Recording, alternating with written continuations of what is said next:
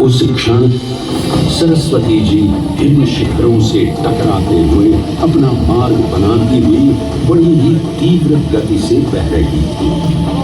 सरस्वती नदी के इस तेज बहाव से उत्पन्न होने वाली तेज ध्वनि वेद व्यास जी का ध्यान भंग कर रही थी। इसलिए महर्षि वेद व्यास जी ने सरस्वती जी से वेद और ध्वनि को कम करने का आग्रह किया, परंतु उनके अनुरोध उपरांत भी जब सरस्वती नदी के वेग एवं ध्वनि में कोई कमी नहीं हुई तो उन्होंने क्रोधित होकर सरस्वती जी को श्राप दे दिया और कहा कि वे अब धरती के भीतर यानी कि पाताल लोक में प्रवाहित होंगे। तब से ये माना जाता है कि हिम शिखरों से उद्गमित हुई सरस्वती नदी उत्तराखंड के माना गांव से आगे अपने अदृश्य रूप में प्रवाहित होगी।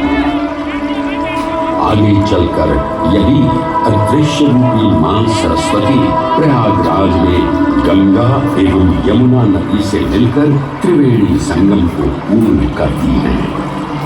ये प्रयाग नदी पवित्रता का उद्गम है, जिसके अंश हमें वेदों एवं पुराणों में भी मिलते हैं, जिनमें वर्णित है सुरों असुरों द्वारा हुआ समुद्र मंथन।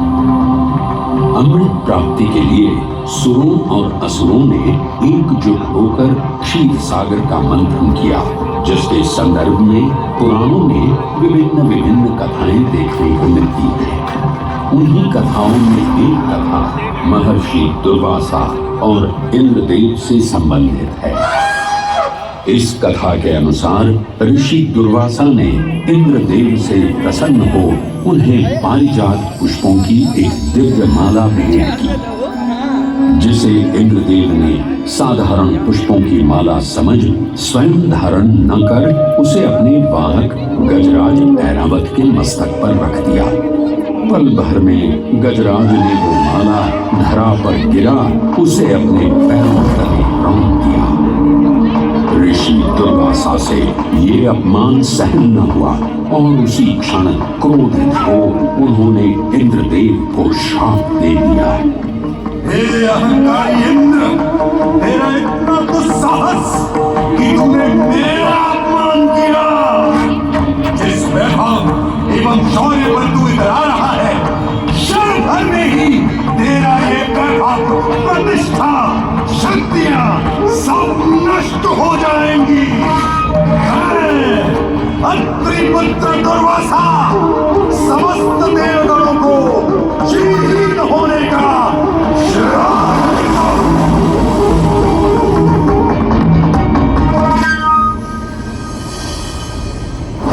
इस श्राप के परिणाम स्वरूप स्वर्गलोक से लेकर वैकुंठ धाम तक का सारा वैभव चला गया। जहां स्वर्गलोक में सभी देवता अपना वैभव एवं शक्तियां खो चुके थे, वहीं वैकुंठ धाम में मां लक्ष्मी भी क्षीर सागर की गहराइयों में चली गई। उनके जाते ही सृष्टि का संतुलन बिगड़ने लगा एवं असुर राजा बलि ने तीनों लोक अपने अधीन कर लिए। ये सब देखकर सभी देवतागण अपने श्राप के निवारण हेतु भगवान विष्णु की शरण में जा पहुंचे और कहने लगे, हे पालनहार, हे स्वामी, अब आप ही हमें इस श्राप से मुक्त होने का मार्ग बता सकते हैं, अन्यथा हम अपनी शक्तियों से सदैव वंचित ही रहेंगे और युद्ध में कभी भी असुरों का सामना नहीं कर पाएंगे। हे देवराज, ऋषि दुर्वासा के श्राप से सभी देवतागण जीवन मृत्यु के काल चक्र में बंध चुके हैं। इस काल चक्र एवं श्राप से मुक्त होने के लिए अब केवल एक ही मार्ग शेष है और वो है समुद्र मंथन।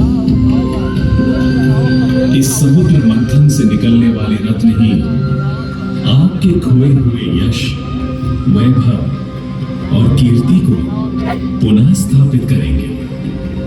परंतु आपको इस मंथन के लिए असुरों के बल की भी आवश्यकता होगी, क्योंकि उनके बिना यह समुद्र मंथन संभव नहीं है।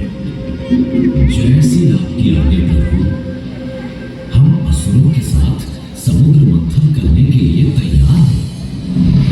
देवताओं असुरों ने एकमत होकर क्षीर सागर का मंथन करना स्वीकार किया। जहां मंदार पर्वत मथनी के रूप में आए तो वहीं वासुकी नाग को नेति की भूमिका मिली। भगवान विष्णु ने स्वयं कूर्म अवतार धारण कर मंदार पर्वत को उसका आधार प्रदान किया। क्षीर सागर को मथना शुरू किया गया और 14 रत्नों में सबसे पहले हलाहल विष उत्पन्न हुआ। उस विष के प्रभाव को कोई भी देवता या असुर सहन करने में समर्थ नहीं थे। इस कालकूट विष से सृष्टि का विनाश हो सकता था। इसीलिए इस आपदा से बचाने स्वयं देवी के देव महादेव प्रकट हुए और उन्होंने इस विष का पान किया। ये सब देख मां पार्वती ने विष को भगवान शिव के कंठ तक ही रोक दिया। इस कालकूट विष के प्रभाव से महादेव का कंठ नीला पड़ गया और तभी से उन्हें नीलकंठ